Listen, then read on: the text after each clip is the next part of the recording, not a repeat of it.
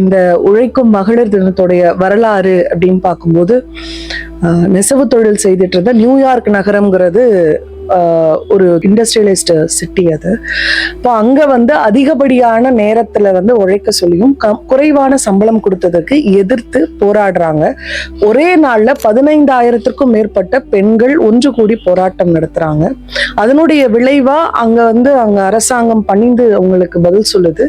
இதோடைய தொடர்ச்சியா பிப்ரவரி மாதம் கடைசி ஞாயிற்றுக்கிழமையை தான் அவங்க பெண்கள் தினமா அனுசரிச்சுட்டு இருந்திருக்காங்க.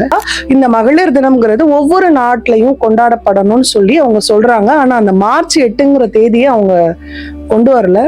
அப்ப அவங்க ஒரு கிட்டத்தட்ட 1913 வரைக்கும் ஒரு 5 வருடங்கள் பிப்ரவரி கடைசி ஞாயிற்றுக்கிழமையை தான் அவங்க அனுசரிச்சிருக்காங்க. அதுக்கப்புறம் தான் கொஞ்சம் கொஞ்சமா மார்ச் 8ங்கிற வடிவமைப்பு 1975ல தான் ஐக்கிய நாடுகள் கூட்டமைப்பு எல்லாரும் சேர்ந்து இதுக்கு முன்மொழிகிறாங்க.